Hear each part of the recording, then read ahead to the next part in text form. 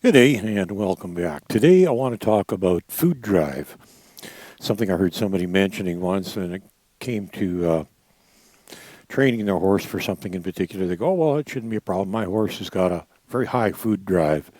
So I assume they were considering using bribery to get the horse to do what they wanted to. Now, this is going to be very closely related to, in fact, I'm going to talk a little bit about how bribery doesn't work, because I did a video on that a while ago. I'm going to go into that a little more. But first, I'm going to talk about the food drive because that's connected. A lot of people think they can get the horse to do things because, well, food drive.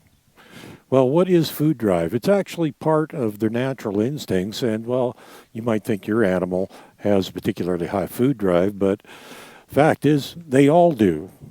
It's their survival instinct. If they didn't eat, they would die. So their desire for food, to seek out food, that sort of thing, very high.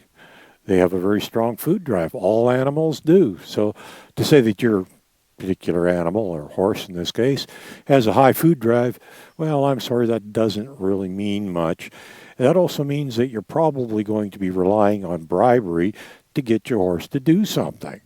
And I've talked about that before, how that doesn't work. And I'm going to talk about why it doesn't work. I don't think I mentioned it in a previous video, but I'll use trailering. Well, there's a couple of trailers sitting here. So we'll talk about that. A lot of people will use food to get the horses to go in the trailer. They'll put some food up at the front, leave the trailer sitting out in the pasture, which is a bad idea for a few reasons. It's not good to leave a trailer sitting out in the field that the horses can, well, they could get hurt on it if they're not careful, and that wouldn't be hard to have happen. Not a good idea to leave a trailer out in your pasture unattended, much less one that the horses are going to be going in and out of. Well, that aside, the way a lot of people get their horses to go in trailers is they'll put food up in the front in the manger of the trailer or something like that, or leave a bucket of oats in there that entices them to go into the trailer. Now, over a period of time, that might work. Occasionally it does. I've also seen people use it very unsuccessfully for years and haven't given up on it for some reason. But what happens is the horse has survival instincts. And one of its instincts is to eat. Well, that's where the food drive comes from. But the other part of the survival instinct is self-preservation. In the case of the trailer, if it's really not comfortable with the trailer, or any other situation for that matter, and it feels a little apprehensive about going into it, it may look at the food and go, not worth it. So the food doesn't necessarily work. So the fact that you're trying to use the food drive to get the horse to do something, that food drive is going to be overridden by its desire for self-preservation.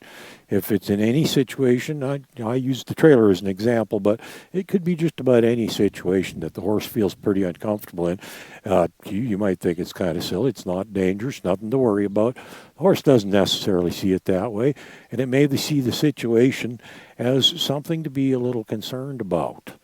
And its concern for that situation might override its food drive, in which case, it doesn't matter what you're enticing it with. It might say, not worth it. I want to stay alive, and that looks like a dangerous situation. It's kind of scary. I don't understand it. I'm not going there. I don't care if there's food sitting there.